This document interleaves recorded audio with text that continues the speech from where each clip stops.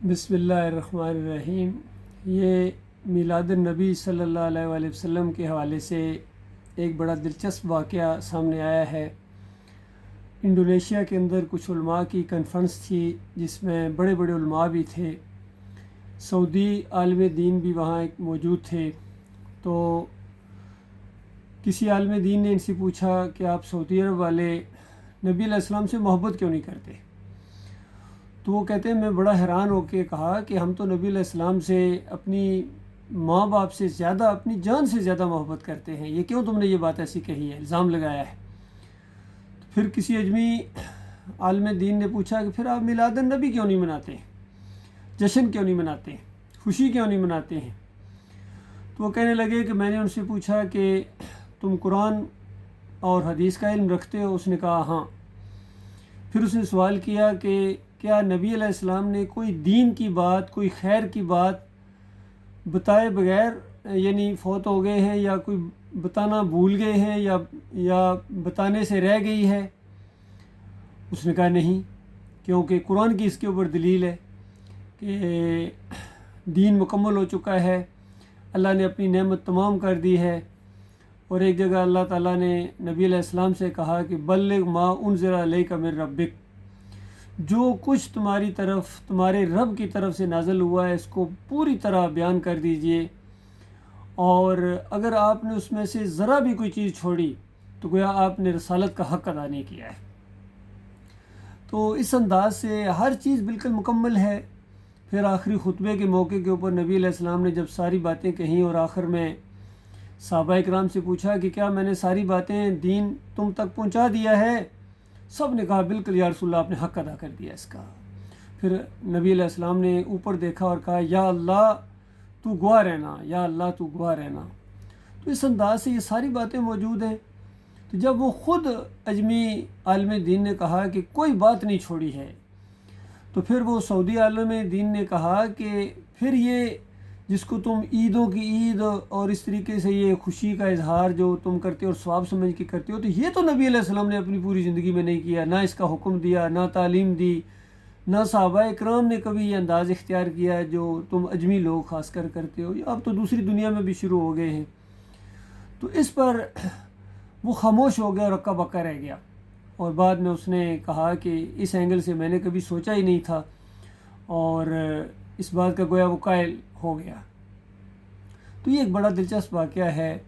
باقی جہاں تک سعودی علماء کا معاملہ ہے، اس معاملے میں تو چلو ان کا موقف ٹھیک ہے، لیکن دوسرے معاملات میں پھر وہی یعنی جرم وہ کرتے ہیں جو انہوں نے کیا ہے۔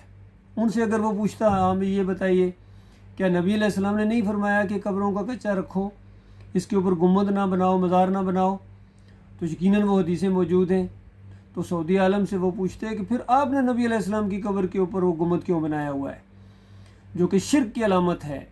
اور پوری دنیا میں جو مزار پرستی ہو رہی ہے، گنبد پرستی ہو رہی ہے، اس کی بنیاد فراہم کرنے والا یہ گنبد ہے، اور نبی علیہ السلام کی تعلیمات کے خلاف ہے۔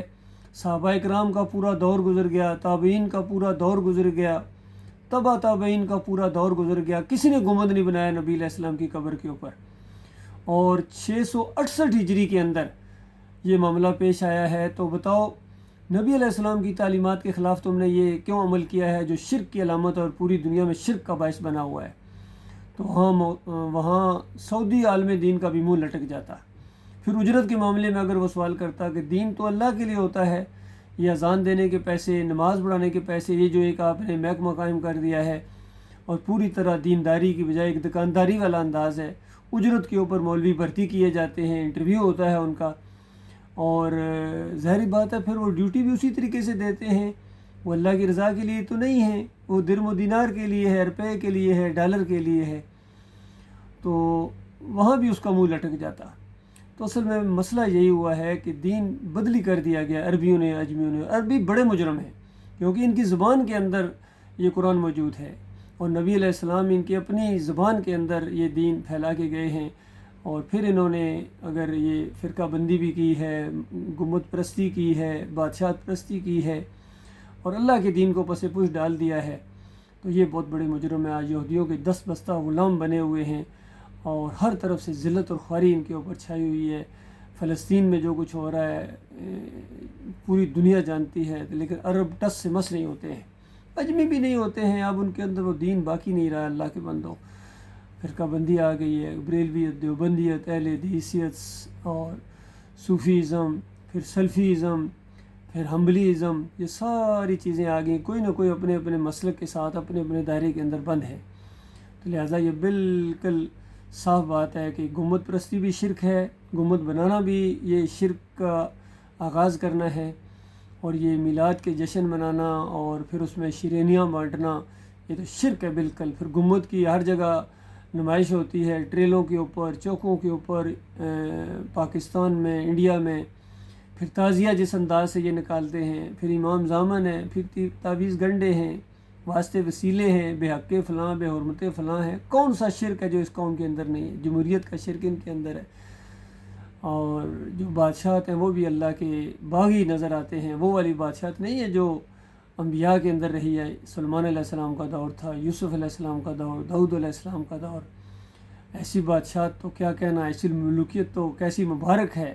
لیکن یہ کہ اللہ کے دین کو پیچھے کر کے پھر اپنی چلانا اور پھر اس کو پوری طرح سمجھنا کہ یہ اسلام ہے، یہ ایسی بات نہیں چلے گی بھائی۔ اللہ تعالیٰ غور و فکر کرنے کی توفیق عطا فرمائے، اور نبی علیہ السلام کے اور صحابہ کرام کے نقش قدم پر چلنے کی، ان کے طریقوں کو اختیار کرنا ہے، ان کو پوجنا پکارنا نہیں ہے۔ وہ داتا، دستگیر، مشکل کشا، حاجت روا اور مختار کل نہیں ہیں۔ اور قرآن میں کتنا زور دیا گیا ہے، نبی علیہ السلام کو کہا ان کو کہو قل لا املک لنفسی نفع ولا ضر الا ما شاء اللہ، کہ میں اپنی جان کے لیے بھی نفع اور نقصان کا مالک نہیں ہوں۔ کہیں بتایا گیا کہ میں تمہارے نفع اور نقصان کا مالک نہیں ہوں، میرے ساتھ بھی وہی ہوتا ہے جو اللہ چاہتا ہے۔ تو یہ اللہ کا دین ہے، سارے انبیاء نے توحید بیان کی ہے، رد شرک کیا ہے، اور کسی نے بھی اس انداز سے پچھلے گزرے ہوئے کسی نبی کی نہ برتھ ڈے منائی ہے، نہ اس طریقے سے جشن منائے ہیں۔ یہ یہودیوں کا طریقہ ہے یا ہندوؤں کا طریقہ ہے، یہ اسلام کا طریقہ نہیں ہے برتھ ڈے منانا یا کسی کا وفات ڈے منانا۔ حالانکہ 12 ربیع الاول نبی علیہ السلام کی وفات کا دن ہے، کنفرم ہے بالکل، لیکن پیدائش کا دن تو کسی کو معلوم ہی نہیں ہے، کسی حدیث کے اندر نہیں ہے، اندازے لوگوں نے لگائے ہیں۔ تو دین اندازوں کے اوپر تو نہیں ہوتا ہے نا۔ اس لیے میرے بھائیو، یہ جذبات کا معاملہ نہیں ہے، یہ دین کا معاملہ ہے، آپ کی ہمیشہ کی آخرت کا معاملہ ہے۔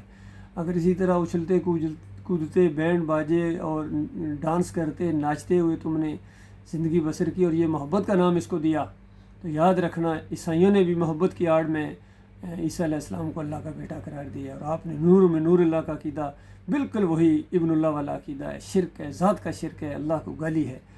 تو یہ اب سلسلہ ختم ہونا چاہیے، اور پیروی والا انداز اور نبی علیہ السلام کی سنت کے ساتھ محبت کرنا، اور نبی علیہ السلام تو ہمیں اپنی جان سے زیادہ پیارے ہیں، اپنے ماں باپ سے، ہر رشتہ، کوئی انسان ایسا نہیں ہے جو ہمیں نبی علیہ السلام سے پیارا ہو، سوال اپنی جان ہمیں نبی علیہ السلام سے عزیز نہیں ہے۔ تو یہ ایمان کی شان ہے، اور اللہ کا معاملہ تو اللہ ہے، وہ ہمارا مالک ہے۔ والذین آمنوا اشد حب للہ، مالک فرماتا ہے مومن تو وہ ہیں جو اللہ سے محبت، بڑی شدید محبت کرتے ہیں، تو اس محبت کی وجہ سے اللہ کی اطاعت کی جاتی ہے، اللہ کی فرمان برداری کی جاتی ہے، اور جس طرح انبیاء نے کی ہے ان لوگوں کے راستے پر چلنا ہے۔ ہر رکعت کے اندر سورہ فاتحہ کے اندر یہ دعا مانگتے ہو کہ یا اللہ انبیاء کے راستے پر چلا، صدیقین کے راستے پر، شہداء کے راستے پر، صالحین کے راستے پر، اور عملی طور پر چلتے ہو یہودیوں، عیسائیوں اور سکھوں اور ہندوؤں کے راستے پر چلتے ہو، بے دینوں کے راستے پر چلتے ہو، تو خیر کیسے آئے گی؟ یہ دنیا کی ذلت اور خواری تو اپنی آنکھوں سے دیکھ رہے ہو، مرنے کے ساتھ وہ آگ لگنے والی ہے تمہیں، نمازوں کے باوجود، حج اور عمرے کے باوجود، اور تہجد گزاریوں کے باوجود، جہاد کے باوجود، کوئی عمل تمہارا اللہ کے یہاں قابل قبول نہیں، جب تک ایمان بالکل خالص نہ کرو، توحید کو نہ اپناؤ، رد شرک نہ کرو۔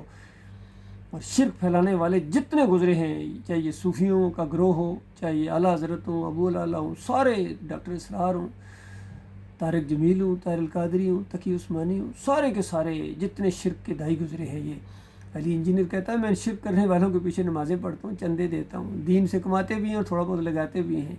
یہ دین نہیں ہے۔ شرک اور کفر جس کا ثابت ہو گیا تو پھر اب وہ امام بننے کے قابل کیا، وہ تو مقتدی بننے کے قابل نہیں ہیں۔ تو ان کی کتابیں بالکل بڑی پڑی ہیں، ایمان خالص قسط اول اور قسط دوم کے اندر ڈاکٹر مسعود الدین عثمانی نے ان کا وہ آپریشن کیا ہے، اور وہ اس میلاد النبی کو شرک کی سالگرہ کہا کرتے تھے، شرک کی سالگرہ مناتی ہے ہر قوم۔ یہ کوئی 11ویں منا رہا ہے، کوئی محرم کے کنڈے اور شربت بانٹ رہا ہے، سارے لگے ہوئے ہیں، ایک سے ایک شرک کے اندر رنگا ہوا ہے۔ لیکن اس کا انجام بڑا خوفناک ہے. اللہ تعالیٰ غور و فکر کرنے کی توفیق عطا فرمائے.